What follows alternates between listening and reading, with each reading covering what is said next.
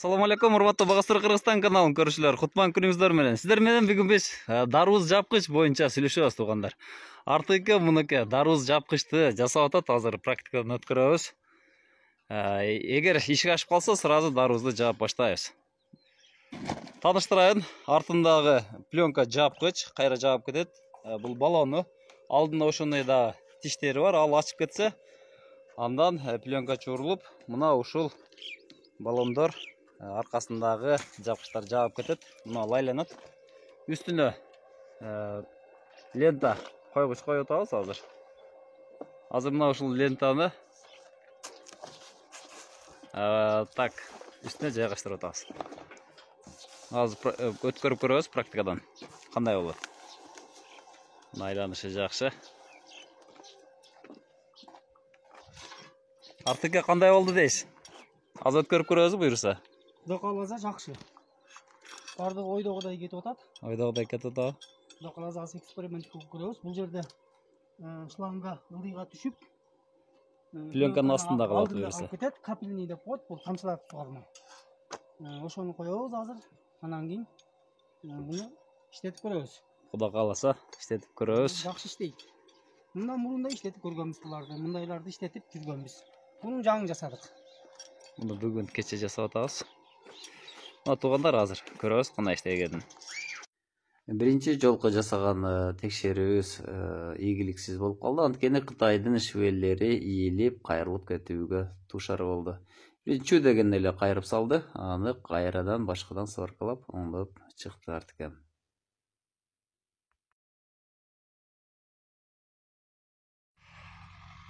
Assalamu alaikum, урматтуу Багастыр Кыргызстан каналын көрүүчүлөрү, Кутман күн.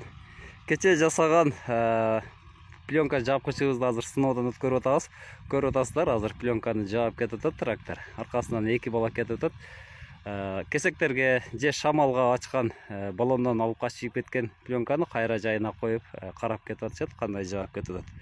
Аркасынан эки бала кээ бир басып жакшы жаппаган жерлерин жаап кетип атат. Негизинен жакшы эле жабылып атат. Дагы бир канча кемчиликтери бар. Дагы эки баллон коюш керек, ошондой эле дагы иштөөлөрү бар.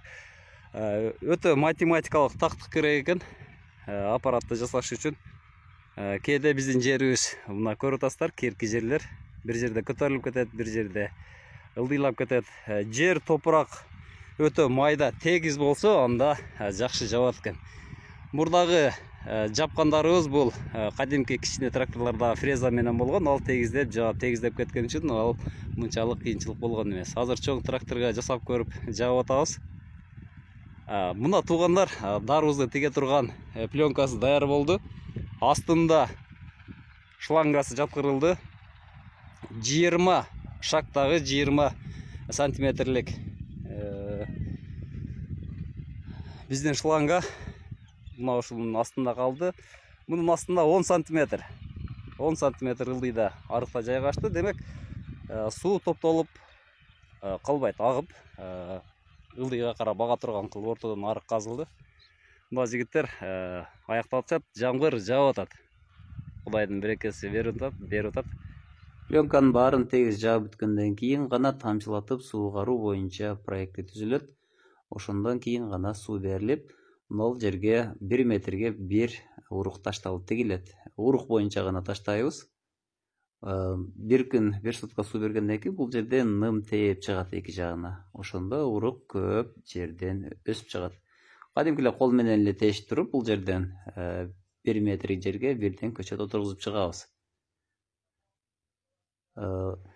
Пленканы тартып кетпеш үчүн аны жерге казык кагып, байлап алышыбыз керек. Антесек, анда булбай калат.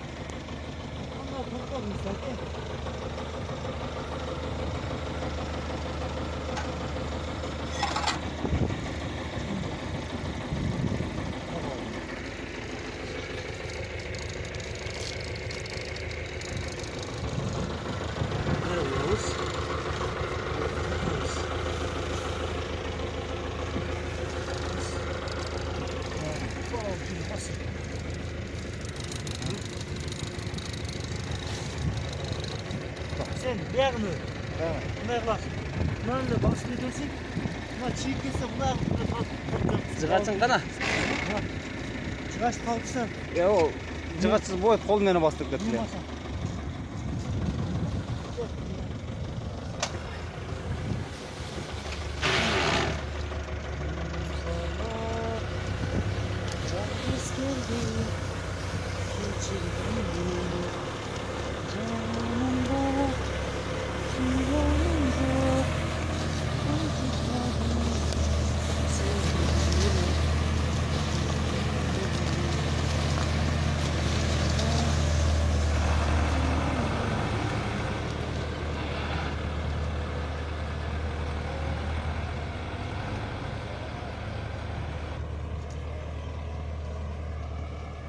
Жабылган пленканын аралыгы 360 болуп эсептелет. Анткени эки жагына карай урукташталып, дарбыз чыгып өсө баштаганда, демек 1,82 метрге чейин салат.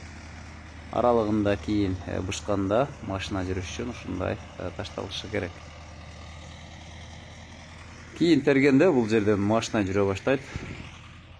Мына туугандар, өзүңүздөр көргөндөй, пленканы жаап алдык, жаңы жасалган аппаратты иштеттик. Эгерде бул болбогондо, бул жерде биз дагы 20 адам менен 3 күн бою дарбыздын пленкасын жаап чыгышыбыз керек эле. Бирок мындай жабылбайт болчу. Мына туугандар, Куда кааласа дарбызды тиккенден кийин, буюрса дарбыз бышканда чакырам, келип дарбыз жеп кетиңиздер. Сиздер менен Бага Сүрө Кыргызстан каналы болду.